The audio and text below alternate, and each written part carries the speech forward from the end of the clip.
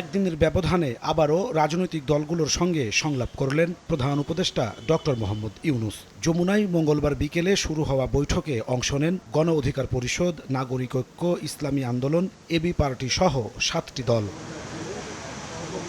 বৈঠকের শুরুতেই চট্টগ্রাম বিশ্ববিদ্যালয়ের সংঘর্ষ, গণ অধিকার পরিষদের সভাপতি নুরুল হক নূরের উপর হামলা সহ সামগ্রিক আইন শৃঙ্খলা পরিস্থিতি নিয়ে উদ্বেগ জানান রাজনীতিকরা। আমরা আজকে মাননীয় প্রধান উপদেষ্টা বৈঠক শেষে এবি পার্টি ও গণসংহতি আন্দোলন জানায় আইন শৃঙ্খলা পরিস্থিতি নিয়ন্ত্রণে না এলে নির্বাচন নিয়ে শঙ্কা রয়েছে। রাজনৈতিক দলগুলোকে নিয়ে এবং সরকার এবং নির্বাচন কমিশনের প্রতিনিধিদের নিয়ে মনিটর করার জন্য একটা কমিটি গঠন করা দরকার। এই সেপ্টেম্বর মাসেই আমরা এটা দাবি করেছি। সরকারের নিয়ন্ত্রণ, দৃঢ়তা এবং সমন্বয় যদি না হয় তাহলে নির্বাচন নিয়ে যে সংশয় আমরা এখন দেখতে পাচ্ছি বিভিন্ন মহলে, এই সংশয়টা কাটবে না বলে আমরা দৃঢ়ভাবে মত প্রকাশ করেছি। পিআর পদ্ধতি নিয়ে মতবিরোধে জড়ায় ইসলামী আন্দোলন ও এলডিপি, আর গণ অধিকারের দাবি জাতীয় পার্টিকে নিষিদ্ধের। ইলেকশনটা পিআর পদ্ধতির মাধ্যমে হতে হবে এবং এর আগে সংস্কার চাই।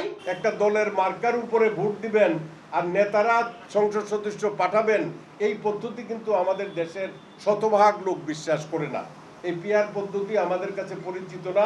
সরকারকে বলেছি আওয়ামী লীগ যে অপরাধ করেছে ঠিক একই ধরনের অপরাধ করেছে জাতীয় পার্টি এবং 14 দল।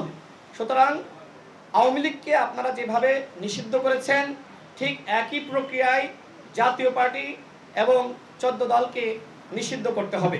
প্রধান উপদেষ্টা অবাধ ও সুষ্ঠু নির্বাচনের প্রতিশ্রুতি দিয়েছেন জানিয়ে প্রেস সচিব বলেন, বানচালের ষড়যন্ত্র নিয়ে সবাইকে সতর্ক থাকতে হবে। প্রধান উপদেষ্টা বৈঠকে সুস্পষ্টভাবে বলেছেন নির্বাচন ফেব্রুয়ারি মানে 2026-এর ফেব্রুয়ারির প্রথমার্ধেই অনুষ্ঠিত হবে।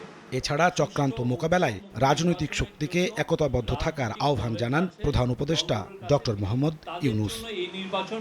নাজমুস সালেহী, সময় সংবাদ, ঢাকা। ভালো অভিজ্ঞতা দিতে হবে।